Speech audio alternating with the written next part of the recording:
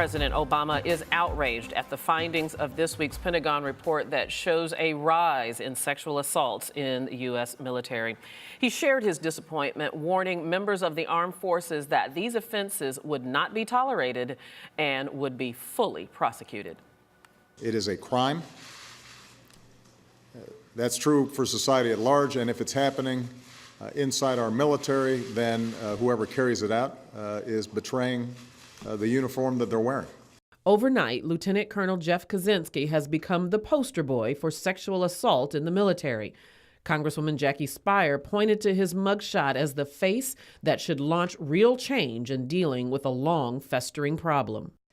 It's an indictment of everything we have done on this issue. And Congress is as culpable as the military in not addressing it, because we've known about this issue for 25 years. Kaczynski has not been convicted of anything yet, but the man who headed the Air Force Office for Prevention of Sexual Assault stands accused of that very crime for allegedly groping a woman. His arrest hung over Defense Secretary Hagel as he outlined an 8-point plan to combat sexual assault. We're all outraged and disgusted over these very troubling allegations.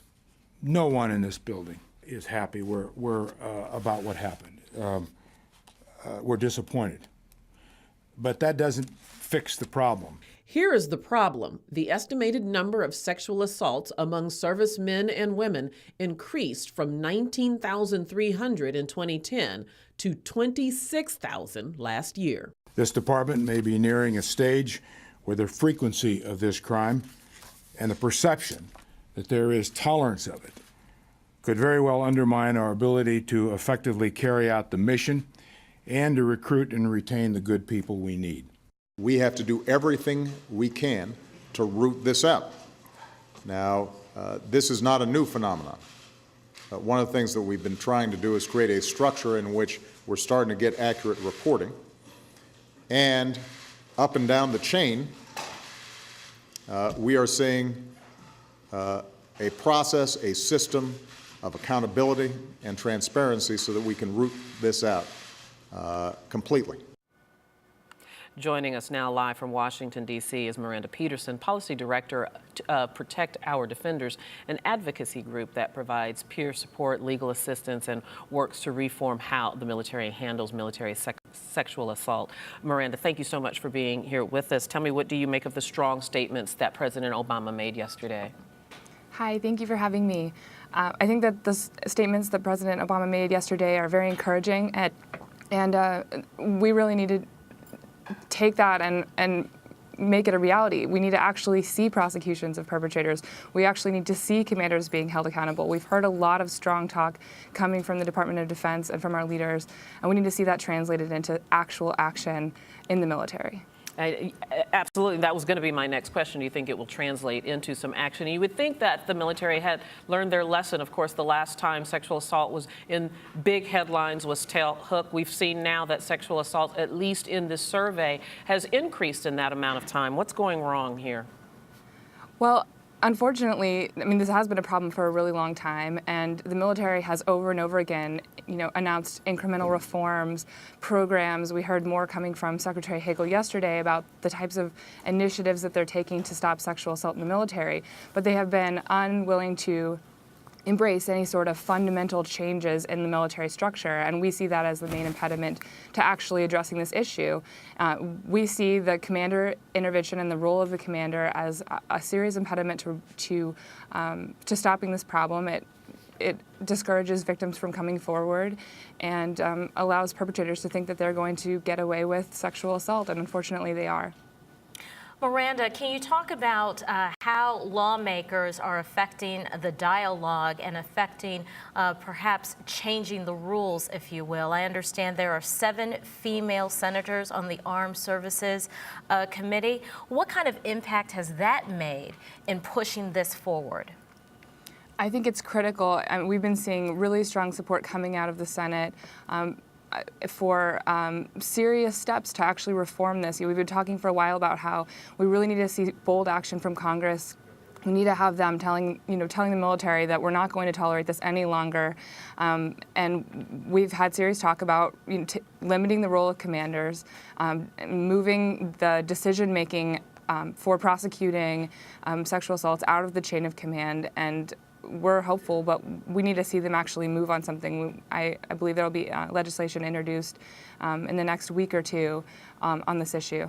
Kirsten Gillibrand, in fact, said that she'd like to replace the system of adjudicating sexual assault by taking it out of the chain of command, just as exactly what you say. So I suspect that she would be a part of that legislation. And that is important, but also isn't there an issue of changing the culture? I mean, it's easy for us to talk about it on the outside looking in, but this is a culture that has been bred and propagated for really generations.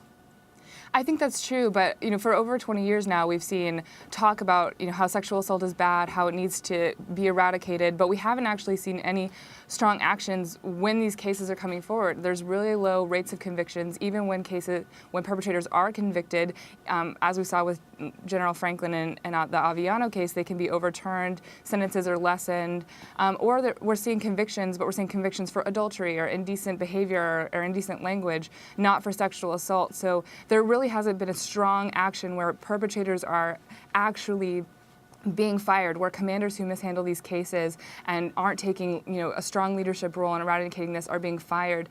So when you talk about cultural change needs to come from the top down, and until we see leaders being held accountable and perpetrators being held accountable, there's not really a strong message being sent to the rest of the military members as far as this is actually a serious crime we're actually serious about, and we're going to stand up and support survivors who want to come forward and make sure that this doesn't happen anymore. So there's a difference between talking and then actually acting. You talk about the leadership coming from the top down. Secretary Hagel does not want this to come out of the chain of command. In fact, he wants it to stay within the chain of command. Knowing that, how then do you move forward? Well, I think that Congress is coming around and starting to see that that's not a viable option, that the commanders have had the responsibility to take care of this problem, and they haven't. Congresswoman Jackie Speer in the House has introduced the STOP Act, which would remove the entire process from reporting through the adjudicatory process out of the chain of command, and we're seeing similar moves in the Senate. So I think that the majority of leaders are starting to see that that really is the only way forward. We've seen the military, they've had the opportunity up to this point to do things their way, to reform things in the way that they see fit. And unfortunately, we're seeing the numbers rise dramatically. We haven't seen a decrease at all. And on that note, Miranda, do you think then that these cases should be adjudicated outside the military altogether and be tried in U.S. criminal courts? I think that that's a question that's worth debating, but I think the more important fundamental issue is just to have an unbiased, fair process, whether it's within the military or without the military. It needs to be a process where someone who is not responsible for promoting these individuals, who's not responsible for supervising maybe the perpetrator and the victim at the same time, is responsible for deciding guilt or deciding who's believable, who isn't. So, the military does have systems in place for, they have a JAG Corps, they have a legal office, they have prosecutors, they have investigators that are capable of this. There really isn't a reason for the commander who has no legal training to then step in at certain intervals in the process to weigh in or to exert their power. So it's more an issue just of objectivity. Miranda Petersen, thank you so much for your time. Thank you.